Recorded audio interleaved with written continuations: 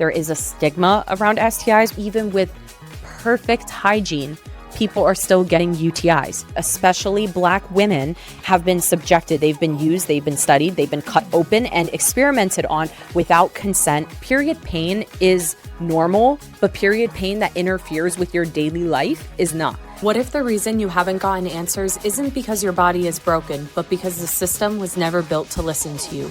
Welcome to G-Chats. Hi guys, welcome back to G-Chats with your host, Gianna Jara, here in the G-Spot. I want to first apologize if you guys do hear a little bit of some raspiness or nasaliness. I had a really bad cold last week, so a lot of my episodes are like pre-filmed 2 weeks in advance, but I didn't film at all last week because I came down with this cold. So I'm like, I gotta get this out, gotta record. So my voice isn't 100%. I have some post-nasal drip going on, but we'll be okay. We can still do this video. And I really wanted to make sure I do this video and not skip this upcoming Sunday's episode, because I want to talk about the political agenda that we're seeing right now and how it's affecting your reproductive health, your vagina, your uterus, and all other reproductive organs. I think it's really important. This discussion is really important. I think for the most part, my audience won't hear that and think it's ridiculous. Some will, and if you do, I don't care. But I actually don't think that there has ever been a more important time to understand that politics and reproductive health are not two separate conversations, because politics sound abstract until it enters an exam room. Politics sound abstract until it determines whether your doctor can intervene during a pregnancy complication. Politics sound abstract until it determines whether you can have access to abortion medication through the mail, until it changes how federally funded family planning programs operate, until it determines what reproductive health research receives federal funding, until it changes the privacy protections surrounding your reproductive health care. And at that point, we're not talking about political theory anymore. We're talking about your uterus, your vagina, your pregnancy, your medication, your doctor's ability to treat you, your reproductive future. And the reason that I mainly wanted to have this conversation today is because there's a phone call going viral and circulating involving Todd Blanche that I think just went incredibly viral, and it's so disgusting and it needs to be talked about. So in this call, Todd talks about the administration working hand in hand with HHS, the FDA, the White House, and President Trump's team towards what he calls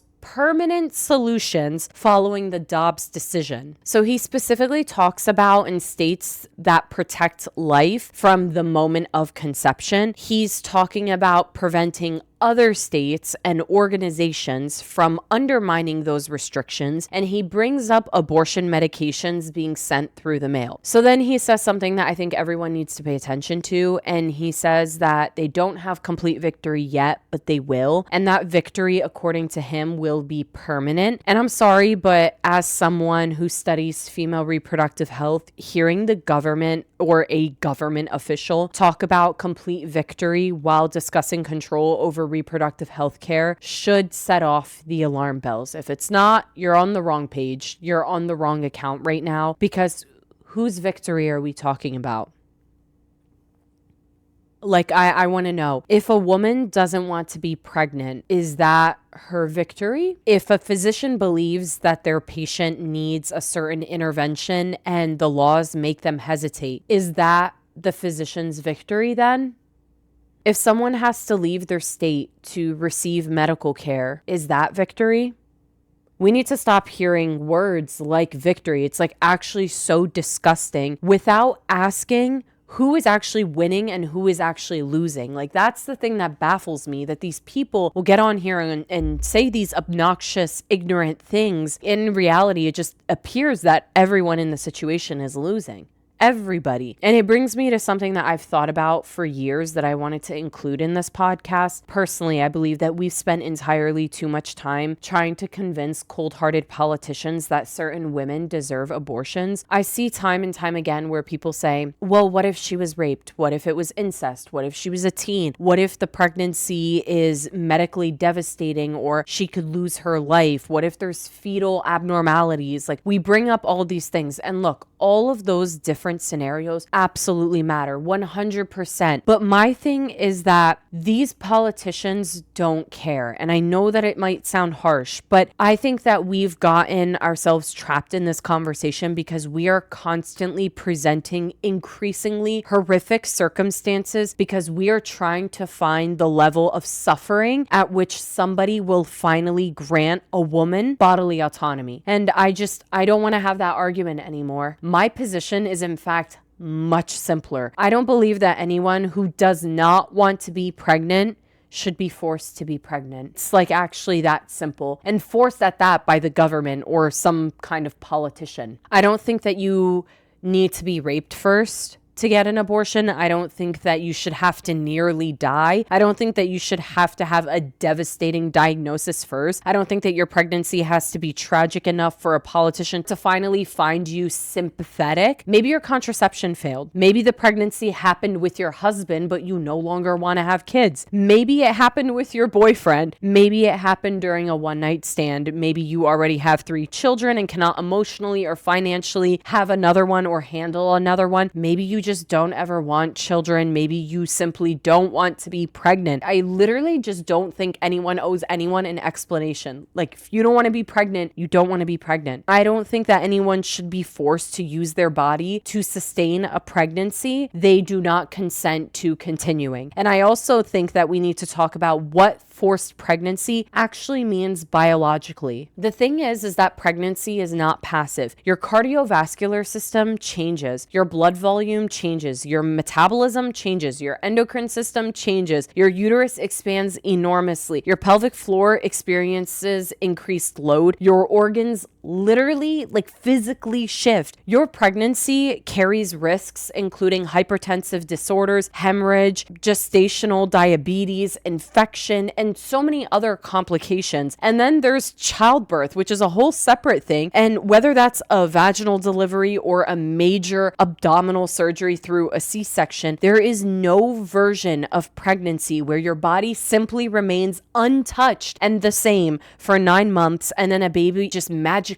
appears. So when the government forces someone to continue a pregnancy, it is requiring that person's body to undergo an enormous biological process. And that is why bodily autonomy is not some abstract philosophical buzzword in this conversation. It is about literally who gets to decide what happens inside of your body. And then we have to talk about this phrase that honestly gets repeated all the time that I hear, and it's life begins at conception. Let's talk about the rhetoric of life begins at conception, because honestly, nothing irritates me more than hearing that. So people are absolutely entitled to have their own philosophical or religious beliefs about when they believe human life has moral value. Okay, I'll leave it there. But as a biomedical engineer who studies female reproductive health, I need people to stop representing the philosophical conclusion as resolves biology, or that it is the biology, talking about it like it's concretely the biology. Fertilization and an established pregnancy are not the same biological event. And so when people say life begins at conception, they are quite literally talking about fertilization. From a scientific perspective, it's just factually incorrect. It's wrong. The reason it is wrong is because fertilization occurs when sperm and egg fuse, okay? And that developing embryo has to continue dividing, traveling towards the uterus, and then it has to successfully implant into the uterus. And the thing is that not every egg that is fertilized, it doesn't always implant. And you might be thinking oh, that's like a miscarriage or something. No, I actually mean that there are plenty of times that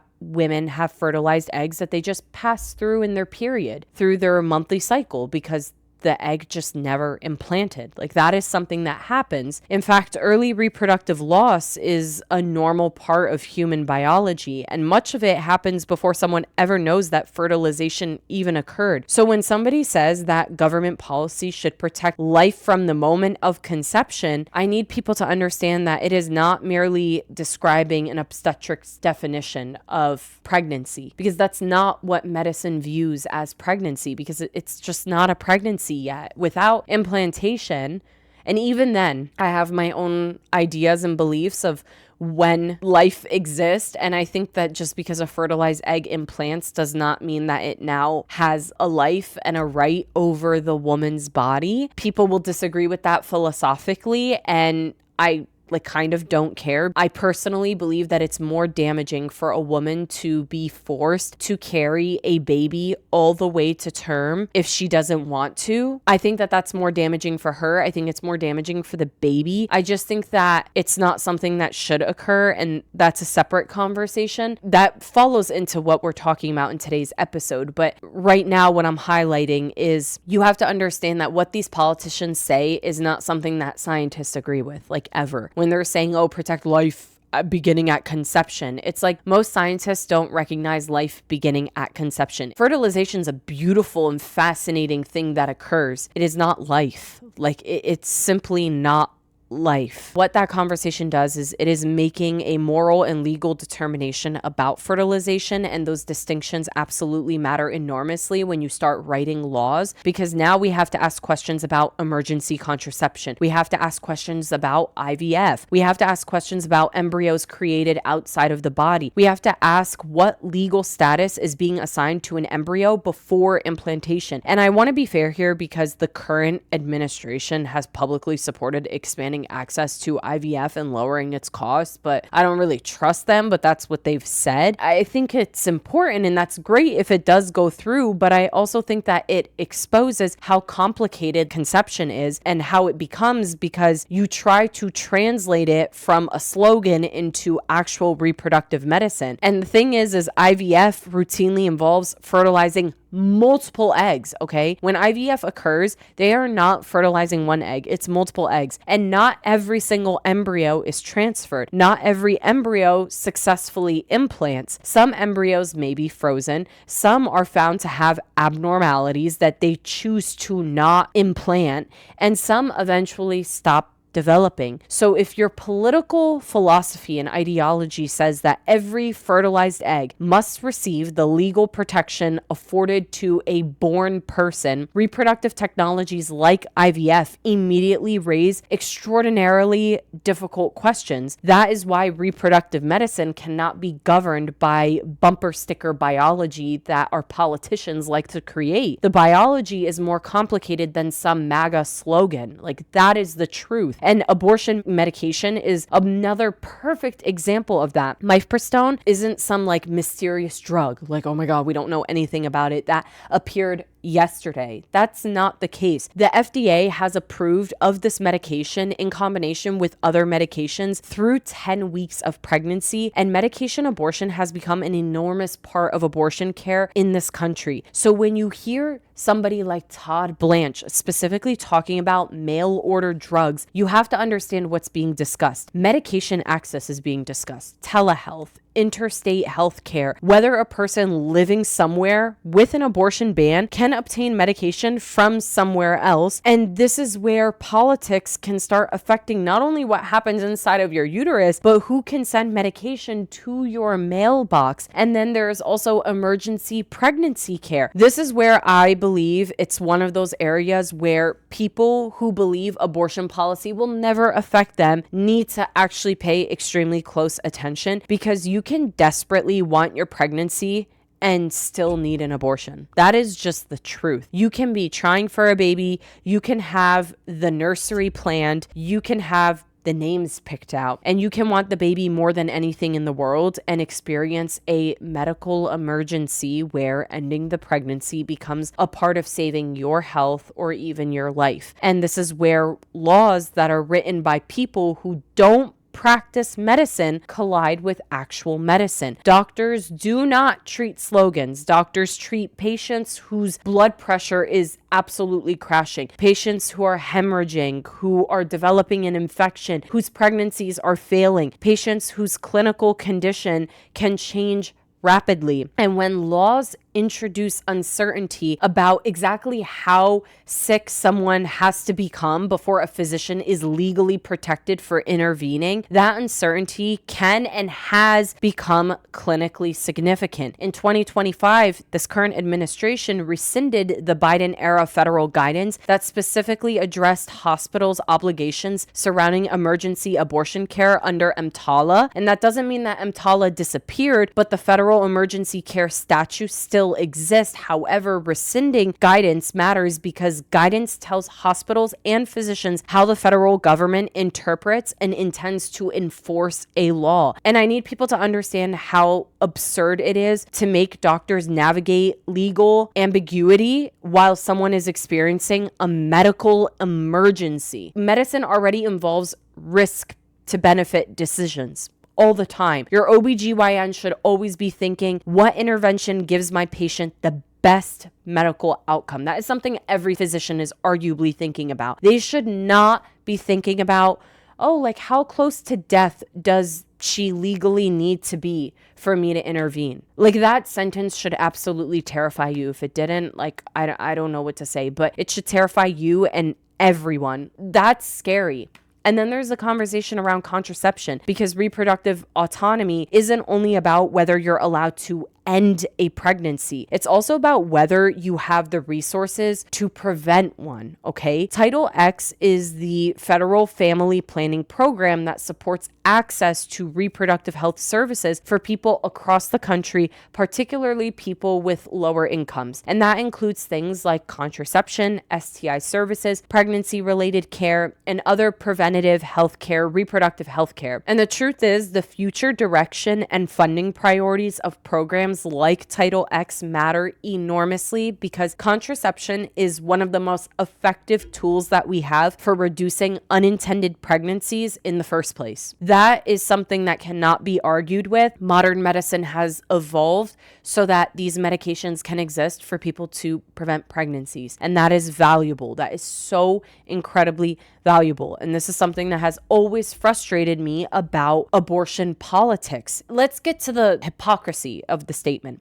If reducing abortions is genuinely your goal, right? You want to stop people from having abortions, then preventing the pregnancy, the unintended pregnancy, should be your biggest public health priority. If you disagree, you literally don't understand science, you don't understand public health, you don't understand law, you don't understand policies, you don't know what the hell you're talking about. You're someone who's like, we need to stop abortions and protect these lives. Protect the lives from being created in the first place, right? Expand access so that people aren't getting pregnant in the first place, right? Stop people from getting pregnant so that abortions don't have to happen. It's like that simple, except it goes against that. It's not about that, right? There are so many ways that you could prevent abortions from happening, like having better priorities, things like comprehensive sex ed. That lacks in this country. Affordable contraception, easy access to condoms, IUDs, implants, birth control pills, emergency contraceptions, actual education about fertility and reproductive biology. Those things prevent unintended pregnancies. And fertility awareness methods can be useful for people who understand their cycles and want to use them. Like shit, teach people about their cycles. If you want, if there's a family who's like, I don't want to go on hormone medication, we can teach people about their cycles at a minimum, which we're not doing in this country, but they are not interchangeable with every contraceptive method, and they should not be politically elevated as though every person has the same cycle, right? You can't just expect people to rely on their cycle because ovulation can change month over month just because of a stressful month. You could be planning your wedding and say, oh, like I'm so stressed out planning this wedding, and your ovulation date changes and you get pregnant. You could be having a hormonal shift or something could happen. A cold can make your ovulation day shift by a few days. Ovulation can change, and just because one individual is against hormone hormone medication, whether that's because of their religion or their personal moral beliefs, and they want to cycle track, doesn't mean everybody else needs to. There's not the same risk tolerance for everyone. There's not the same health circumstances or the same reproductive goals for everyone. Like, everybody has something different. Give people information, give people options, and let them decide. That's what pisses me off. That's how it should be. And it's not that way in this country. That is what healthcare should look like. And while we're talking about politics influencing medicine, we need to talk about scientific research, because that's a whole nother thing. In January of 2026, HHS announced that agency-funded research could no longer use human fetal tissue that's obtained from elective abortions. Okay, like, let's pause. Regardless of where you personally stand ethically on fetal tissue research, this is another example of exactly what I'm talking about. So political administrations determine research priorities. They determine funding. They determine what NIH-supported researchers can and cannot study with federal money. And reproductive health research is already an area where we have enormous gaps, okay? There are conditions affecting millions of women where we still don't have good enough answers. Endometriosis, adenomyosis, PMOS, formerly known as PCOS, fibroids, recurrent pregnancy loss, infertility, recurrent vaginal infections, pelvic pain, menopause. And I cannot emphasize enough how dangerous it is when reproductive science becomes another battlefield for political ideology, because women have already spent generations being understudied. That's just the facts. Female bodies have already been treated as inconvenient variables in medical research. We are still catching up. We should be demanding more reproductive health research and not allowing ideological battles to determine which science is morally acceptable to investigate. And then there's also the conversation around policy when we're talking about female reproductive health. And this is something that I think people are going to have to become increasingly educated about post Dobbs America. Your reproductive information is data. Your period tracking, your pregnancy status, your prescriptions, your medical records, your telehealth appointments, potentially your searches. There have already been major legal fights over how reproductive health information is protected and when it can be disclosed. So when healthcare is criminalized or potentially criminalized, depending on geography, then guess what? Privacy stops being merely an abstract concern about somebody knowing when your period started. It can become a legal concern. And I don't say that because I want people to become paranoid, or maybe I do. I want people to be mindful, is honestly a better word, but I more so say it because I want people to understand that reproductive rights and medical privacy are connected. If an activity is legal everywhere, information about that activity carries one kind of risk. If that activity can expose someone to investigation depending on where they live, suddenly the exact same health information can have very different consequences. And I think that this is where the entire episode really just comes together full circle, because reproductive freedom is not just one thing. It's not just about abortion. Abortion is one piece of the puzzle. It's about the ability to prevent a pregnancy. That's something that isn't talked about enough. It's the ability to pursue a pregnancy if you want to get pregnant. It's the ability to access fertility treatment if you can't become pregnant. It's the ability to receive appropriate medical care when a pregnancy goes wrong. It's the ability to decide whether you want to remain pregnant, whether you want to honestly talk with your physician, the ability to have medical information treated as medical information, and the ability to make decisions about your reproductive system without needing your government to approve them. That is reproductive autonomy. And history teaches us something that's extremely important about abortions specifically. And I want to go back to it really quickly, because banning abortions does not and will not magically eliminate unwanted pregnancies. And if it does not eliminate people's desire to end a pregnancy, we have to ask ourselves, why are we pushing to get rid of abortions? The truth is, humans have attempted to terminate pregnancies for thousands of years. Long before surgical abortions became safe, long before Roe v. Wade, historical methods include herbs, toxic substances, physical trauma, and inserting objects into the reproductive tract, all in the name to get rid of an unwanted pregnancy. Some methods didn't work. Some methods caused infections. Some caused hemorrhage, infertility, and some methods killed the woman, killed people. Modern medicine didn't invent the desire to end unwanted pregnancies. Modern medicine gave people dramatically safer ways of doing something that humans had already been attempting to do throughout all of history. That distinction is incredibly important because when safe medical options disappear, the underlying reason that someone wants an abortion will not disappear with them. And that is why I cannot get behind the idea that restricting healthcare constitutes as a victory. It doesn't. I want fewer unintended pregnancies. For example, I know my own body. I have regular cycles. I'm well educated on this. I'm a biomedical engineer. I study this. That doesn't mean that everybody else knows what I know. So people should have access to all the different things. I'm not on hormonal birth control. I don't want to be. I don't have to be. But other people do.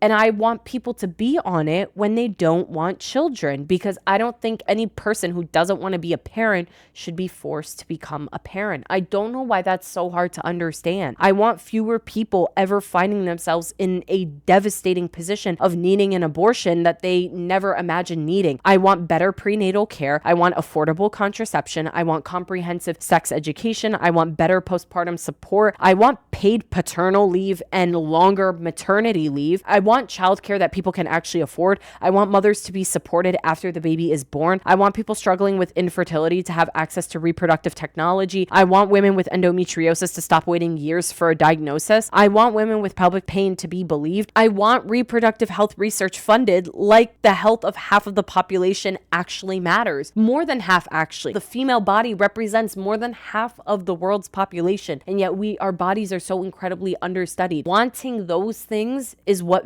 victory is to me. But forcing someone to give birth, I don't consider that a victory. I will never consider that a victory. Something that's not said enough is just going to be very truthful, is that a child deserves to be wanted. Parenthood is enormous. It is emotional, financial, physical, permanent. And I think that one of the cruelest things we can do is force someone into parenthood when they are telling us they don't want to be a parent. Yeah, I know people are going to be like, well, adoption exists, but adoption is an alternative to parenting, and it's not an alternative to pregnancy. And I think people who don't have brain cells need to hear that. Someone still has to be pregnant for an adoption to happen. Someone still has to give birth. Someone still assumes the medical risks that are associated with pregnancy and delivery. And you cannot say, just put the baby up for adoption as though pregnancy itself is inconsequential of a waiting period. It isn't. And I also don't think that somebody's religious beliefs should determine another person's healthcare. I am not asking anyone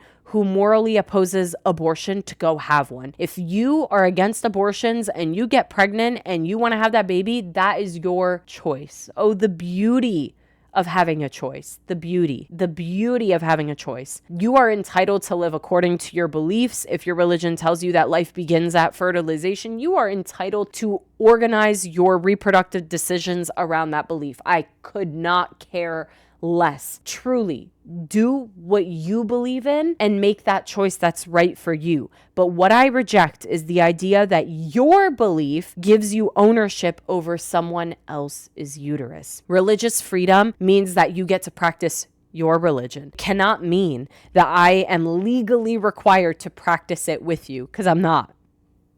And I think that that distinction has become incredibly blurred in American reproductive politics, especially in this political climate. So when I hear a government official that's talking about complete victory and making that victory permanent, I want everyone listening to this podcast to understand that reproductive politics is not some niche issue that only matters to someone walking into an abortion clinic. It touches contraception, it touches miscarriage management, it touches pregnancy emergencies, IVF, medical research, medical privacy, medications the FDA regulates, doctors practicing in your hospitals right in your towns, information that you receive about your own body. It touches whether medical decisions are being made primarily between you and your physician, or between you, your physician, a hospital attorney, a state legislator, and the federal government. And that is why you need to pay attention. Honestly, you don't have to agree with me about every single aspect of reproductive policy, because I am very much like everyone deserves to do what they want to do. I have my own scientific beliefs about pregnancy and implantation and all of these things, because I personally, when it comes to these things, follow the science. I don't bring religion into these things. If you do, cool, that's up to you, but you should understand what policies are being proposed and what they actually mean biologically and medically. Read beyond the slogan, and when somebody says protect life from conception,